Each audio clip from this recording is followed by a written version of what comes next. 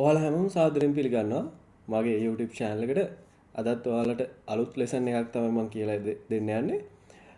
අද වීඩියෝ එකේ මම කතා කරන්නේ කොහොමද VPS server එකක් use කරලා අපි web server එකක් විදිහට setup කරගන්නේ කියලා.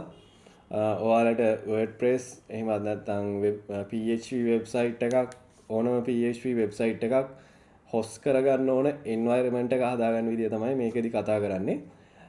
සාමාන්‍යයෙන් වූකමස් ඔන්ලයින් ඉස්ටෝ එකක් කරනවා නම් නැත්නම් මොකක් හරි ෆ්‍රීලාන්සින් සයිට් එකක් කරනවා නම් ඒ වගේ මොන හරි සර්විස් එකක් දෙන්න සර්විස් බේස් වෙබ්සයිට් එකක් කරනවා නම් මේ ඕනම විදිහේ වෙබ්සයිට් එකක් හොස්ට් කරගන්න අපිට මේක යූස් කරන්න පුළුවන්. තව දෙයක් තමයි අපි වෙබ්සයිට් හෝස්ටිං ගත්තොත් ෂෙයාර්ඩ් හෝස්ටිං පාවිච්චි කරන්නත් පුළුවන්. මම ඉස්සරහට කියන්න ෂෙයාර්ඩ් හෝස්ටිං සහ VPS හෝස්ටිං අතර තියෙන වෙනස.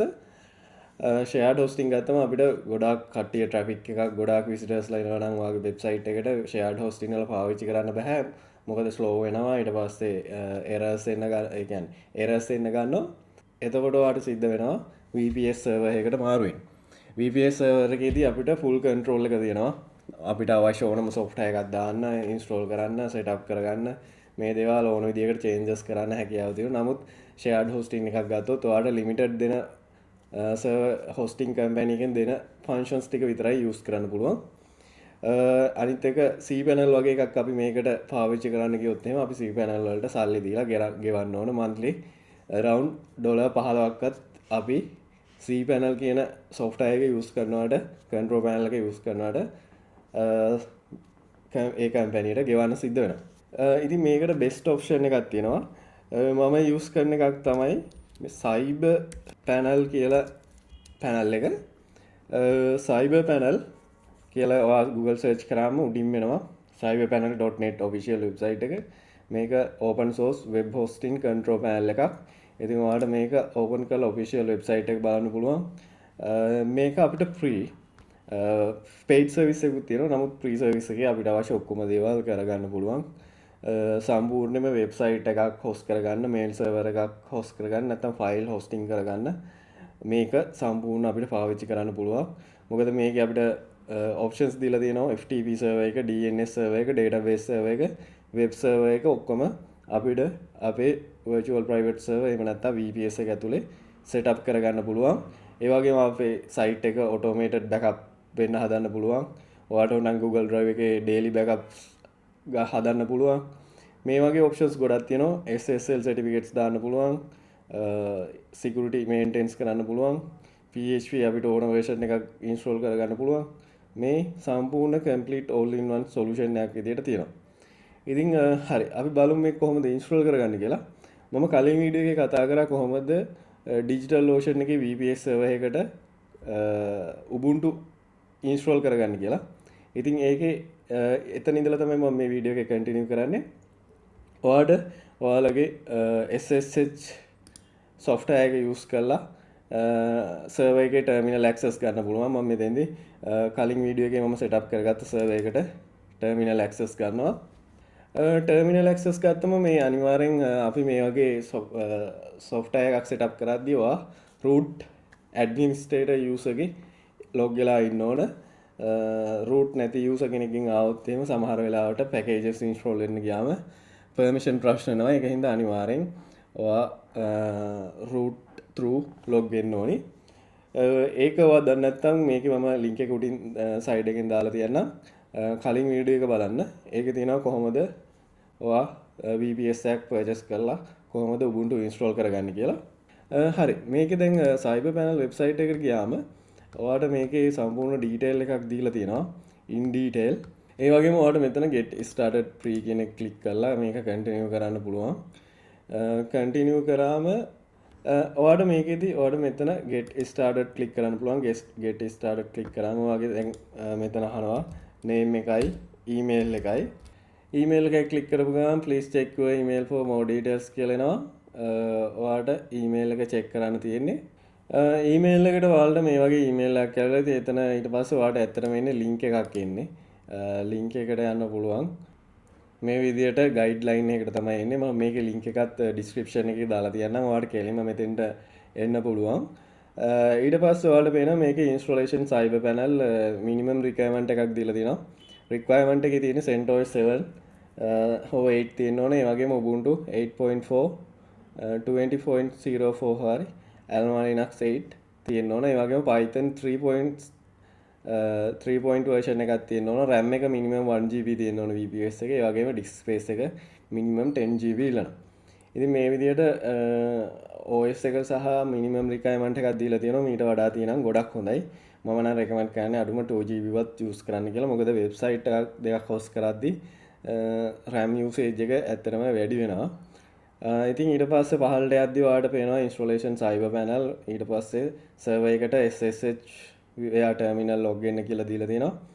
ඉතින් ඔය විදිහට ගියාට පස්සේ මෙතන Ubuntu වලට Ubuntu අප්ඩේට් කරන්න කියලා තියෙනවා. ඉතින් මුලින්ම කරන්න ඕන ඔයාලා මෙන්න මේ sudo apt update command එකයි double at දාලා අපිට command දෙකක් එකපාර run කරන්න පුළුවන් ටර්මිනල් එකේ. මේක Ubuntu terminal command එකක්. ඉතින් Ubuntu software updates OS updates තියෙනවා. ඒ ටික අපි මුලින්ම කරගෙන ඉන්න ඕන. ඉතින් ඔයාලට පුළුවන් terminal එකට ගිහිල්ලා terminal එකේ මේක රන් කරන්න. මේ විදිහට රන් කරාම පොඩි වෙලාවකින් data ඔක්කොම feed වෙලා update tag එක ඔය විදිහට server එකේ OS update එක එනවා. ඊට පස්සේ OS update එකක් තියෙනවා මේ විදිහට update වෙලා ඔයාලට අන්තිමට ආයි මෙතන command line එකේ root use එකෙන් command එකක් ගහන්න පුළුවන් level එකට එනවා. ඊට පස්සේ ආයි අපිට documentation එකේ බලන්න පුළුවන්.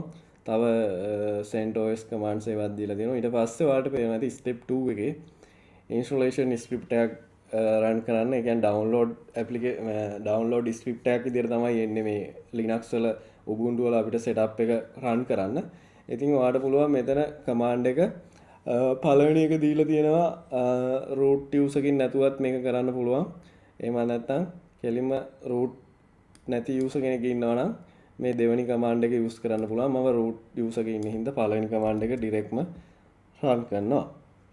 මේ විදිහට run කරාට පස්සේ පොඩි වෙලාවක් ගිහිල්ලා ඔක්කොම check කළා වාගෙන් අහනවා details ටිකක්. ඊට පස්සේ මෙතන මේ විදිහට Cyberpanel installer කියලා script එක run වෙන්න ගන්නවා. ඒක ඉතින් අපිට step by steps යන්න තියෙන්නේ. මේකේදී අහනවා installation එක complete කරන්න නම් ඔයාලට මෙතන එක ගහලා enter කරන්න තියෙන්නේ. ඊට පස්සේ ඊළඟ step එකේ අහනවා Cyberpanel options තුනක් දෙනවා මෙතන.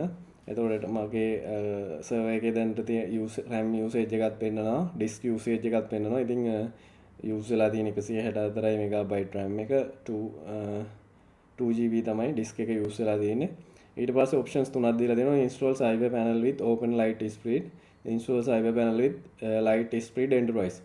මේකෙදි free අපි use කරන හින්දා අපිට open light speed තමයි ගන්න පුළුවන්. මොකද මේකේ free version එක තමයි මේක. light speed enterprise යනවා නම් ඔයා pay කරන්න ඕන. මොකද web server එක caching system එකක් එහෙම තියෙනවා. ඉතින් ඒක ටිකක් හොඳ ලොකු sites වගේ ටිකක් professional level ඒ කියන්නේ heavy sites වලට use කරන්න පුළුවන්. නමුත් ඒ service එක අපිට pay කරලා තමයි ගන්න වෙන්නේ. ඒක නිසා අපි මේ වගේ sites වලට අපිට open light speed web server එකත් එක්ක තමයි පාවිච්චි කරන්න හැකියාව තියෙන. ඒක හින්දා ඔයාලට one use කරලා මේක install කරගන්න පුළුවන්. ඊට පස්සේ full installation එකක් දානවා. මොකද මේකෙදී අපිට power DNS මේකේ අහනවා FTP server එකක්, mail server එක, DNS server එක ඔක්කොම setup කරන්නද කියලා.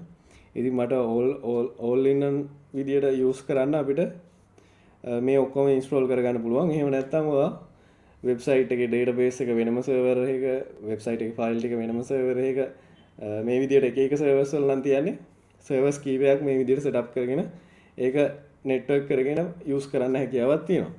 ඉතින් මේකේ මම single server එකේ මේ ඔක්කොම setup කරන හින්දා මම මෙතන full installation එක දෙනවා. ඊට පස්සේ ආය යනවා MySQL remote MySQL access ගන්නවද නැත්නම් local server එක ඇතුළේමද access කරන්න කියලා. මේකේ ඔයාලා database server එක වෙනම තියෙනවා නම් remote access server එක දාලා ඒක enable කරලා අපිට ඒ විදිහට use කරන්නත් පුළුවන්. මේකෙදි single server හින්දා use කරන්නේ මම මේකේ no කියලා දෙනවා. මොකද එතකොට security එක හොඳයි. මොකද port වලින් block වෙලා තියෙන්නේ. අර fitting ඉන්න user කෙනෙක්ට සම්පූර්ණ database server එකට access කරන්න බෑ. root through මේ යන්න ඕනේ. ඊට පස්සේ version එක අහනවා. මම ඉතින් latest version එක හන්ද ඔයාලට පුළුවන් මෙතන මේ command එකේදී continue කරන්න. ඊළඟට අනවා යූසර් නේම් එක කොහොමද දෙන්න ඕනි කියලා අපි ඇඩ්මින් පැනල් එකට ලොග් වෙන්න. ඉතින් ඔයාලට මෙතන ඔයාගේ යූසර් නේම් එකක් තියෙනවා ඒක ගහලා එන්ටර් කරන්න පුළුවන්. නැත්නම් රැන්ඩම් ඕන නම් R ගහන්න පුළුවන්. එතකොට ඔටෝමැටිකලි ජෙනරේට් වෙලා අපිට පාස්වර්ඩ් එකක් හම්බ වෙනවා. ඊට පස්සේ PHP extensions ඕනද කියලා අහනවා memcache. ඉතින් ඒක තියෙනවා හොඳයි. ඒක නිසා මම ඒක යූස් කරනවා. Redis කියලාත් PHP extension එකක් තියෙනවා. ඒකත් අහනවා ඉන්ස්ටෝල් කරන්නද කියලා. මම ඒකත් ගොඩක් වෙලාවට ඉන්ස්ටෝල් කරනවා. ඒකින්ද ඒක යූස් කරන්න පුළුවන්. ඊට පස්සේ watchdog කියලා තව මොඩියුල් එකක් ඉන්ස්ටෝල් වෙනවා. ඒ සාමාන්‍යයෙන් ඇනලයිටික්ස් වගේ ගන්න. ඉතින් මේකේ බීටා version එකක් තියෙන. ඒකත් ඉන්ස්ටෝල් කරන්න දානවා. මේකත් ඔයාලට කැමති නම් ඉන්ස්ටෝල් කරන්න පුළුවන්. නැතුව යන්නත් පුළුවන්. ඉතින් මේ වගේ setup එකේ අවශ්‍ය details ටික අපි submit කරාට පස්සේ සාමාන්‍යයෙන් මේක හොඳ fast server එකේ connection එක හොඳට ස්පීඩ් නම් ගොඩක් වෙලාවට විනාඩි 5ක් 10ක් ඇතුළත සම්පූර්ණයෙන් මේ වගේ process එකක් run වෙලා අවශ්‍ය ඔක්කොම softwares ටික install වෙලා automatically setup වෙලා අන්තිමට අපේ username password බලා ගන්න පුළුවන්. ඔයාලට මේ විදිහට installation එක complete වුණාට පස්සේ final step එකේදී මේ විදිහට Cyberpanel successfully installed කියලා message එකක් එනවා. ඒකත් එක්කම ඔයාලට එතන පෙන්නනවා current RAM usage එක. දැන් ඔයාලට පේනවා ඇති RAM usage එක ටිකක් වැඩි වෙලා තියෙනවා. ඒ වගේම URL එක panel එකට log වෙන්න admin password එක වගේ දේවල් ටික ඔයාලට මෙතන show වෙනවා. ඉතින් ඔයාලට මේක copy කරලා ඔයාලට පුළුවන් save කරගන්න. notepad එකකට හරි කොහේ හරි save කරගන්න. මොකද අපිට ඊළඟට panel එකට log වෙන්න මේ details අවශ්‍ය වෙනවා.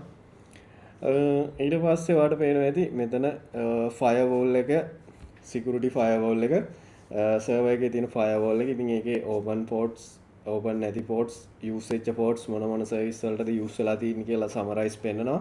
ඔයාලා ඕන මේකත් data ටික copy කරලා save කරගන්න පුළුවන්. ඊට පස්සේ අහනවා මෙතන server එක restart වෙන්න. server එක installation complete වුණාට පස්සේ ඔයාලට පුළුවන් y අකුර ගහලා enter කරලා restart කරගන්න. එතෙන්දී සම්පූර්ණයෙන්ම server එක reboot වෙනවා. reboot වෙන්න විනාඩියක් වගේ ඇතුළත reboot complete වෙනවා. ඊට පස්සේ ඔයාලට server එකේ Cyberpanel control panel එකේ URL එක IP එකත් එක්ක 80.80.90 තමයි use වෙන්නේ default එන්නේ. ඉතින් මේක ඔයාලට enter කරන්න පුළුවන් browser එකේ. මේක first login එකේදී ඔයාලට මේ වගේ connection එක private නැහැ කියලායි. මොකද මේක SSL certificates මොකුත් apply වෙලා නැහැ. ඒ ටික අපි පස්සේ setup කරගන්න ඕනි. ඒක නිසා ඔයාලට මෙතන advanced click කරලා process කරන්න පුළුවන් without SSL. continue කරාට පස්සේ ඔයාලට මෙතෙන්දී අහනවා admin username එකයි password එකයි. ඒක ඔයාලට copy කරලා මේ විදිහට දාන්න පුළුවන්. මේ විදිහට control panel එකට එන්න පුළුවන්. එතකොට ඔයාලට පේනවා ඇති සම්පූර්ණයෙන්ම අපිට මෙතනින් එහාට website එකක් host කරගන්න, email host කරගන්න, database එකක් host කරගන්න කිසිම දෙයකට අපිට terminal එක අවශ්‍ය වෙන්නේ නැහැ. ඒක නිසා ඔයාලට terminal එකෙන් අයින් වෙන්න පුළුවන්. terminal එක නැතුව අපිට සම්පූර්ණයෙන්ම මේ web based control panel එකෙන් ඉස්සරහට ඒ වැඩ ටික කරගෙන යන්න පුළුවන්. මේකෙදි ඔයාලට මෙතන සම්පූර්ණයෙන්ම control panel එකේ WordPress install කරන්න, ඊට පස්සේ backups ගන්න, FTP file access කරන්න, FTP usersලා create කරන්න, email account create කරන්න, database මේ හැමදේම ඔයාලට මෙතනින් කරගන්න පුළුවන්. ඒ වගේම root file manager එකක් මෙතන තියෙනවා. file manager එක access කරන්න පුළුවන්, server එක tune කරන්න, speed හදන්න, ඒ වගේ දේවල්, PHP settings හදන්න. මේ දේවල් ටික ඔක්කොම අපිට මේ control panel එකෙන් කරන්න පුළුවන්. ඒ වගේම resource usage එකත් මෙතන අපිට real time update වෙනවා. ඉතින් ඔයාගේ website එකට usersලා එද්දී මෙතන use වෙන විදිය ඒ දේවල් අපිට monitor කරගැනීමේ හැකියාවක් තියෙනවා. SSL certificates දාන්නත් පුළුවන්. ඉතින් මම ඊළඟ වීඩියෝ එකෙන් ඔයාලට අරගෙන එන්නම් කොහොමද මේකේ WordPress website එකක් host කරගන්න කියලා. එහෙනම් අද වීඩියෝ එක මම මෙතනින් ඉවර කරනවා.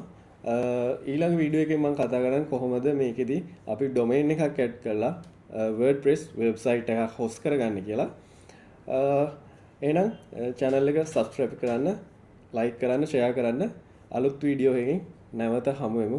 ඔයාලා හැමෝටම සුබ දවසක්.